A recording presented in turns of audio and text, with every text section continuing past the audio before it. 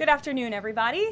Thank you for being here today. We are going to get to my remarks and Q&A as always, but I do have the FBI director with me here, Kash Patel. You all know him well, and he's here to provide an update for you all with respect to China. As you know, President Trump had a very successful meeting on his trip to Asia with President Xi, where they discussed the need for China to crack down on fentanyl production and distribution, which ultimately makes its way here to the United States of America. And the FBI director recently traveled to China following President Trump's meeting to meet with his counterpart in Beijing. And he has a really positive announcement for the American people to share. So the president wanted me to bring the FBI director out to share that with all of you today. So Kash, please, thank you for being here. Thanks, Karoline. As Karoline mentioned, we have some tremendous news thanks to President Donald J. Trump once again for the American people. As soon as the President of the United States took office, he issued a mandate to rid America of the scourge that is fentanyl, a drug that has killed hundreds of thousands of Americans. Thanks to his leadership and direct engagements with China, we set up a framework to execute that mission 8 months ago. Attorney General Bondi immediately thereafter took steps to engage her counterpart in China at the Ministry of Public Security.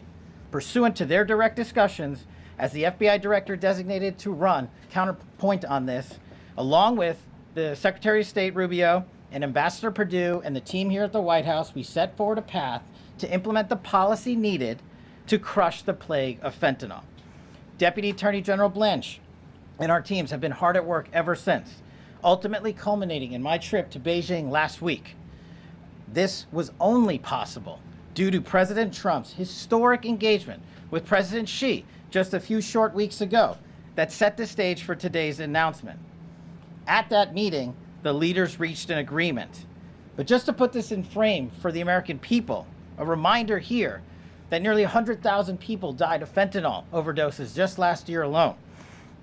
Here, this year, under this president, the FBI has seized 1,900 kilograms of fentanyl so far. That is a 31% increase from the same time period last year. To put it in perspective, that's enough fentanyl to kill 127 million Americans.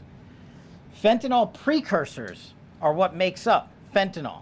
While we, the interagency, the Department of Justice, have been fighting hard to seize and stop drug traffickers, we must attack fentanyl precursors, the ingredients necessary to make this lethal drug. That was the sole purpose of my trip to China, to eliminate these precursors. And if successful, we would suffocate the drug trafficking organization's ability to manufacture fentanyl in places like Mexico.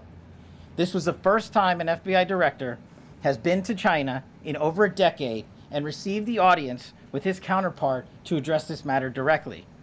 And again, thanks to President Trump's direct engagement with President Xi, the government of China committed fully to my engagement there on the ground in Beijing at a level never seen before. While at Ministry of Public Security headquarters, I met with my counterpart at MPS, where the Chinese government agreed on a plan to stop fentanyl precursors. What does that mean? The People's Republic of China has fully designated and listed all 13 precursors utilized to make fentanyl. Furthermore, they have agreed to control 7 chemical subsidiaries that are also utilized to produce this lethal drug. Effective immediately, essentially, President Trump has shut off the pipeline that creates fentanyl that kills tens of thousands of Americans. These substances are now banned, and they will no longer be utilized by the Mexican drug trafficking organizations or any other DTOs around the world to make this drug. This historic achievement has saved tens of thousands of lives. This historic achievement would not have been possible without the tremendous team of President Trump, the Attorney General, the Department of Justice, the Federal Bureau of Investigation, and Ambassador Perdue in China, whose ground-level engagements were imperative to achieving this result. This is yet another example of how President Trump defends the American people, provides security for the American people, and puts the American people first. This is a historic first-in-its-kind achievement by any president to stop the scourge of fentanyl, and it should be championed by every single American. This achievement will save lives. We are thankful for President Trump's steadfast leadership, and this FBI will fearlessly follow in his footsteps to ensure that this mission of safeguarding the American public is achieved every single day. Thank you. Thanks, Karoline. Thank you so much. Appreciate it. Okay. Thank you again, Director Patel. Before we get going, I do have one quick scheduling announcement. Tomorrow, President Trump will be joined by the First Lady in the East Room for an executive order signing aimed at expanding opportunities for education, career development, housing, and other resources for young people transitioning from foster care to adulthood. This is part of the First Lady's Fostering the Future efforts, which are a Be Best initiative. In other news, the Democrats dragged on the government shutdown for 43 days, the longest shutdown in U.S. history. But tonight, thanks to Republicans, the White House is very hopeful that this shutdown is going to come to an end. The damage caused by the Democrats with this reckless government shutdown cannot be forgotten. It is entirely the fault of the Democrat Party. Just look at the vote count. Hundreds of thousands of federal employees have missed their paychecks. Tens of billions in wages and benefits were withheld, impacting vulnerable families. Millions of low-income Americans missed their SNAP benefits. Nearly 20,000 flights at airports across the country were delayed due to staffing shortages, causing Americans to miss family events, vacations, and work obligations. According to Airlines for America, an estimated 5.2 million travelers have had their flights disrupted over the course of the Democrat shutdown. And our economy has lost billions and billions of dollars in economic activity over the course of this shutdown, hurting consumer sentiment and crushing the travel and hospitality industries. According to a CBO estimate, the Democrat shutdown could end up decreasing fourth quarter economic growth by 2 whole percentage points. The Democrat shutdown made it extraordinarily difficult for economists, investors, and policymakers at the Federal Reserve to receive critical government data. The Democrats may have permanently damaged the federal statistical system, with October CPI and jobs reports likely never being released. And all of that economic data released will be permanently impaired, leaving our policymakers at the Fed flying blind at a critical period. It's hard to recap all of this without asking a simple question: why?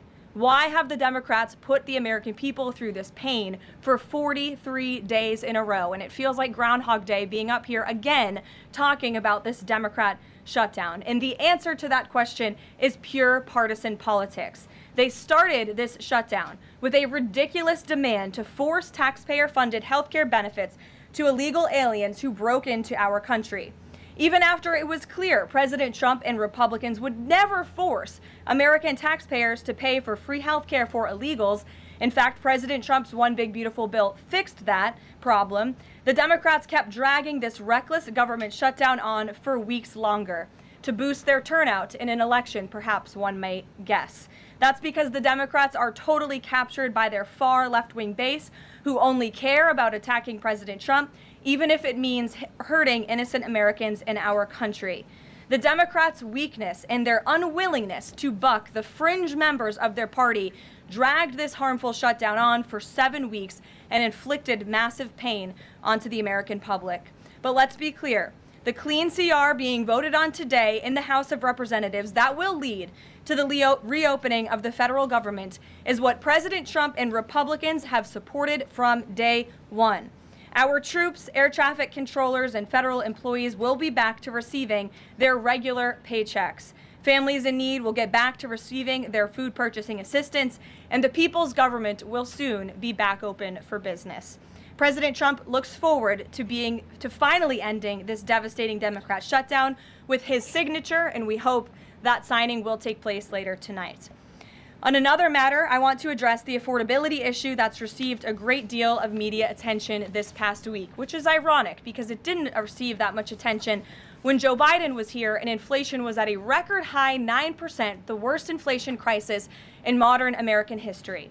And President Trump won a landslide election in part to address the affordability issues created by Joe Biden and the Democrats. And that's exactly what President Trump has done since day one of his administration. Since the first day in office and every day since, the Trump administration has taken aggressive action to fix the Biden-created cost of living issues.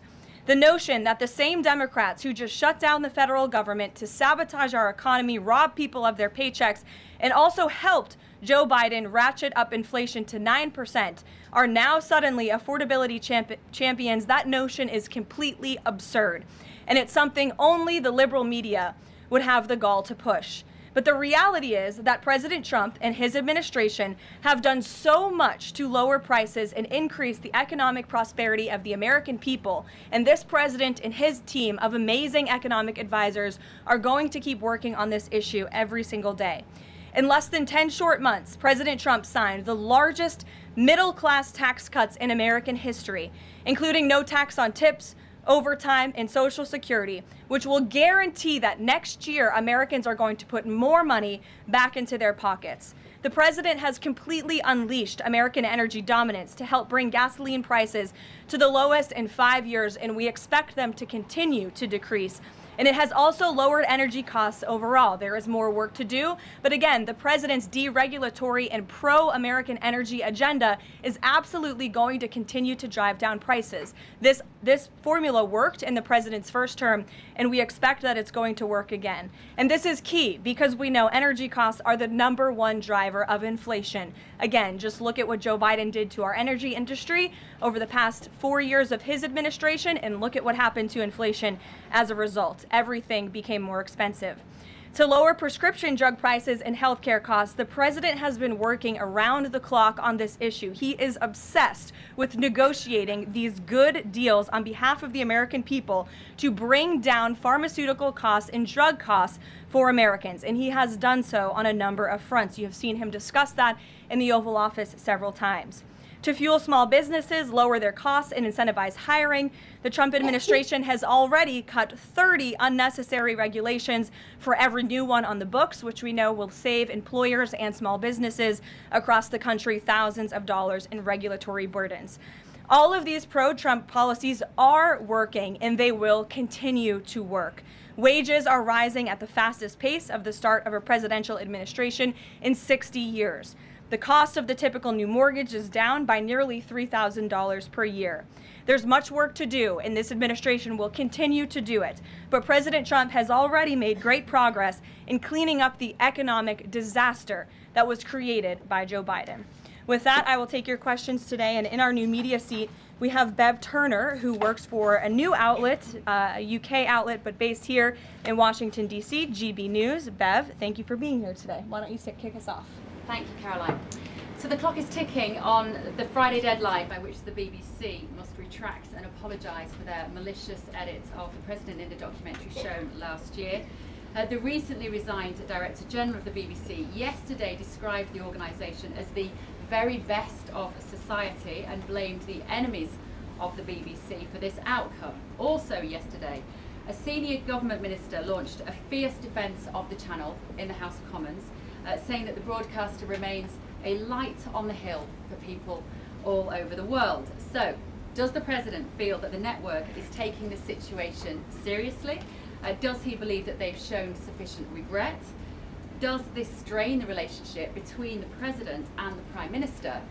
And given that the organisation is publicly funded, is the president prepared to bankrupt the BBC in his pursuit of truth and justice? Well, thank you, Bev. There's a lot of questions in one there. I will say I know the president has a very good relationship with Prime Minister Starmer. You have been there. You've seen them in their interactions. You've questioned both leaders in your time joining us when we've gone to the United Kingdom a few different times now.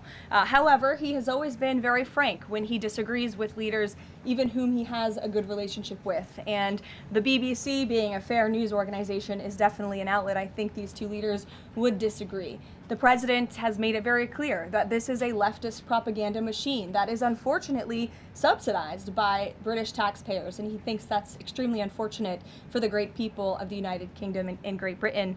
And I think that the president was deeply concerned by the editing, the purposeful and dishonest editing of his speech that was so clearly fake news, and he rightfully dubbed that term many years ago, and this is a classic example of that. We see it in the United States all the time. We see it now in the United Kingdom. As you know, the president's external legal counsel has filed a lawsuit against the BBC.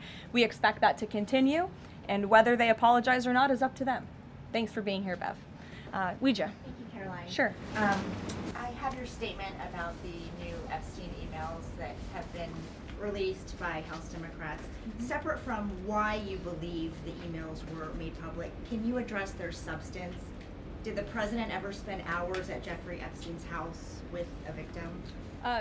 These emails prove absolutely nothing other than the fact that President Trump did nothing wrong. And what President Trump has always said is that he was from Palm Beach, and so was Jeffrey Epstein. Jeffrey Epstein was a member at Mar-a-Lago until President Trump kicked him out because Jeffrey Epstein was a pedophile and he was a creep. And this email you refer to with the name of a victim that was unredacted now and has since been reported on in this room, so I will go ahead and say it, Virginia Giuffre. And it was CBS's own reporting, Ouija, that recently wrote that Miss Giuffre maintained, and God rest her soul, that she maintained that there was nothing inappropriate she ever witnessed, that President Trump was always extremely professional and friendly to her. And so I think it's a question worth asking the Democrat Party, and you should all go ask them after this briefing, of why they chose to redact that name of a victim who has already publicly made statements about her relationship with Jeffrey Epstein and is unfortunately no longer with us. Mary. Thank you, Karoline. Two questions on this. In the interest of transparency, why not just go ahead, release the full files on Epstein, get this all over with? This administration has done more with respect to transparency when it comes to Jeffrey Epstein than any administration ever. In fact, this administration, the Department of Justice, has turned over tens of thousands of documents to the American people. We are cooperating and showing support for the House Oversight Committee. That's part of the reason you are seeing these documents that were released today, because of the House Oversight Committee's and Republicans' efforts to get these out to the public. This administration also moved, the Department of Justice also moved to unseal grand jury testimony, which we know, unfortunately, a judge declined those requests. So this administration has done more than any, and it just shows how this is truly a manufactured hoax by the Democrat Party. For now, they're talking about it all of a sudden because President Trump is in the Oval Office. But when Joe Biden was sitting in there, the Democrats never brought this up. This wasn't an issue that they cared about because they actually don't care about the victims in these cases.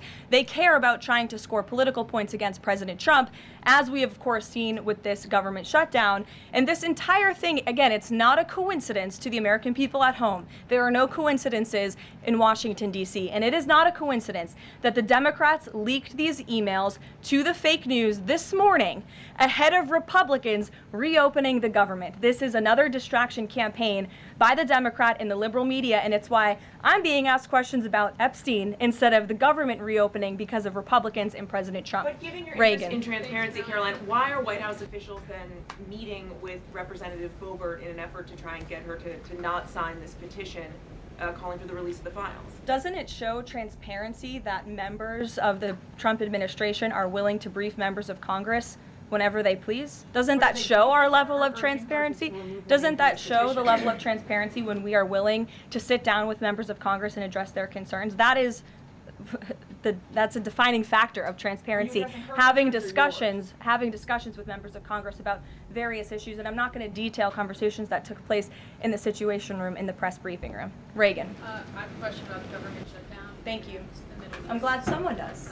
First, on the government shutdown, the shutdown deal reverses the administration's reps, and it also prohibits more from happening until the end of January. I'm wondering if the president had input on this element of the deal, and if he's at all disappointed that's going to reverse the downsizing of the federal government that they did during the shutdown. I mean, look, I think it's about 6,000 workers total. When you look at that in comparison to the reduction in the federal workforce that this administration has done since January to get rid of the waste, the fraud, the abuse, and to reduce the size of our federal bureaucracy, we've done a lot of great work on that front, and we will continue to. But obviously, the president's main priority was to reopen the federal government and get people back to work, and that's what this deal accomplishes. Line, there's been reports in Israeli media that the U.S. is considering building a temporary military base on the Gaza border. Can you confirm these reports? So I had a conversation directly with the reporter who wrote this article, and this article was based on a single piece of paper, an inquiry that somebody in the Department of Navy made about an idea that may happen in the future. And this reporter deemed that as an official plan and ran with a story that the United States is looking into it. I checked with the highest levels of the United States federal government. This is not something the United States is interested in being engaged in. It's not something we are currently involved in right now that we will be funding. And the president has been very clear he doesn't want to see boots on the ground with respect to what's happening in the Middle East. We've made great progress with the peace plan in Gaza, and we want to continue to see that move forward. But I put a comment in that story for a reason, and sometimes we see reporters take a piece of paper like this and just deem it as official policy, and sometimes that misleads people a little bit. Sure. There's been a question about UK intelligence sharing regarding the drunk interdictions involving Venezuelan boats. How will that affect the U.S. military operation? There's been a lot of discussion about the high caliber of the intelligence that has been provided before any of these military actions have taken place. I've seen that report. Oh, hello. I've seen that report. I'm familiar with the reporting, but we don't comment on intelligence matters, classified intelligence matters, as you know. As for the Trump administration's position on our narco-terrorist campaign in the Caribbean, it is going to continue, and the president has made it very clear he's not going to allow terrorists to bring illegal drugs that kill American citizens into our great country. Sure, John. I'll go to John and then Zolan. Go ahead. Thank you so much. Trump has talked about sending out $2,000 checks to U.S. citizens. Earlier this year, he also talked about sending a Doge dividend. That didn't materialize. Should U.S. citizens expect the $2,000 proposal? Is the White House committed to making that happen? The White House is committed to making that happen, yes, and we are currently exploring all legal options to get that done. I don't have a timeline for you or any further details, but I can confirm for you that the president made it clear he wants to make it happen, and so his team of economic advisors are looking into it, and when we have an update, we'll provide one. Solon. You said at the top that one of the costs of the government shutdown was that people missed their SNAP benefits. Can you explain then why the administration went to court to fight the funding of food stamps and SNAP benefits? So recipients missed their SNAP benefits because the Democrats shut the government down, and they forced the administration to tap into a contingency fund that did not even fund the full entirety of this program. And so then you had an unhinged judge who was trying to dictate from the bench what the executive branch has to pay for and where that money has to come from. That is judicial overreach at its finest, and so that's why the administration pushed back on that. We can't have the judicial branch telling the executive branch that we need to rob the Children Nutrition Fund, which is what this judge was trying to do, to pay for SNAP benefits. That's completely inappropriate and it's unconstitutional, and we've been proven right with that legal argument. But now the good news is, again, thanks to Republicans and in several hours President Trump, the government is going to be reopened, and SNAP recipients are going to receive their full benefits, which is what President Trump has always wanted to do. Stephen. Why also did you need the judicial process for that? I mean, during this shutdown, didn't the administration have a responsibility to tap into any of those reserves to ensure that essentially We did. did. We did tap into it. We did tap into the contingency fund. And then the judge told us, no, you have to get more money from a children's nutrition fund. And we felt that was judicial overreach. You shouldn't tell the president which fund he has to rob because the Democrats are holding the country hostage by shutting down the federal government. Stephen, go ahead. Well, if the president is considering a pardon for Ghislaine Maxwell? Again, he's answered this repeatedly. It's not something he's talking about or even thinking about at this moment in time. I can assure you of that. Stephen. Karoline, I've got two questions about New York for you. Sure. First, You always do. On Mayor-elect brand for the New York Post. Mayor-elect Mamdani, he said that he plans to reach out to President Trump and that, quote, this is a relationship that will be critical. Does the White House have a response to this planned outreach? It's the first time I'm hearing of it. I'll let the president respond himself to that comment by Mr. Mamdani. My second question, Jack Schlossberg, the grandson of President Kennedy, announced today that he's running for Congress. He, in the recent past, has referred to his uncle, the HHS secretary, as, quote, a rabid dog, and he has said that the Trump administration is, quote, the most corrupt in American history. Does the White House have a comment on this sort of comment from a rising star in the Democratic Party? I don't even think such ridiculous comments are responding to. Obviously, those things are not true. And Secretary Kennedy is doing a phenomenal job bringing transparency and the gold standard of science back to our healthcare system. Eamon. Thank you, Caroline. The President's hosting a number of Wall Street CEOs for dinner tonight here at the White House. Can you give us the names of the CEOs who are going to be here and give us a sense of what the President's message to Wall Street is going to be tonight? I don't have a full list for you in front of me, Eamon. I know you've reported on some names, and we've helped you navigate whether those names were truthful or false. But I know the President actually plans to bring some of you into the dinner tonight, so you'll see for yourself in several hours if that's okay with you. And there's been some reporting that the White House is frustrated with Bill Pulte and the rollout of this proposal for a 50-year mortgage. Can you tell us if the White House is frustrated with that rollout and if the White House still supports the idea of a 50-year mortgage for Americans? This is a proposal that the President himself has commented on. I would defer you to the President's statements, and it's something that the administration is discussing and seriously looking into. Sure. Thanks, Caroline. Danny, and then go ahead. Thank you. Some Democratic members of Congress have invited Britain's former Prince Andrew to testify on the Epstein scandal. I was just wondering if President Trump thinks that former Prince Andrew should indeed come and testify to Congress on that. I haven't spoken to him about that specific matter, but I can ask him and get back to you. On the government shutdown, the President and House Republicans have made clear they were not going to negotiate health care strategy or policy while the government was shut down. Now, assuming that it reopens tonight, is the President intending to invite any Democrats over to have negotiations over these subsidies or any other plan to bring down the cost of health insurance? I will just add that, as you pointed out, the Democrats were holding our country hostage to try to negotiate on a healthcare system that they created. Obamacare, as it's famously called, is a system the Democrats created. It is a broken system. It has driven up healthcare costs dramatically in this country. And now they shut the government down to try to fix that system they broke. It doesn't make any sense to us, which is why the President said that's a completely untenable position. However, once the government reopens, the President, as he's always maintained, is absolutely open to having conversations about healthcare. And I think you'll see the President putting forth some really good policy proposals the Democrats should take very seriously to fix, again, the system that they broke. You can't trust the same people who broke the system to fix it, and so the American people will continue to hear from the President on this issue. And one follow-up on the question about the $2,000 payments off tariff revenue.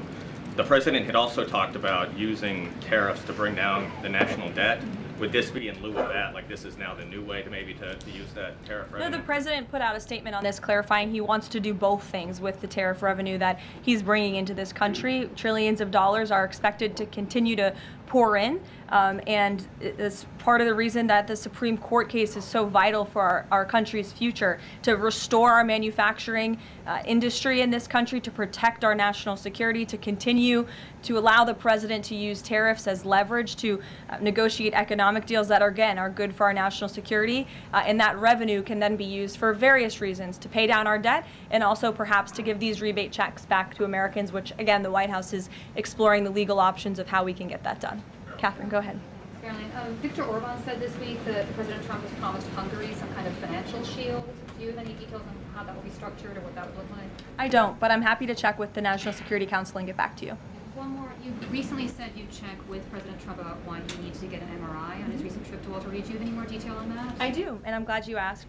As stated in the memo provided on October 10th, President Trump received advanced imaging at Walter Reed Medical Center as part of his routine physical examination. The full results were reviewed by attending radiologists and consultants, and all agreed that President Trump remains in exceptional physical health, which I know all of you will see with your own eyes later this evening when he opens up his dinner to the press, and perhaps you will see him when he signs the bill to reopen the federal government. So stay tuned on plans for that. Thank you, everyone. Caroline, what was the investigation for hours at Epstein's house?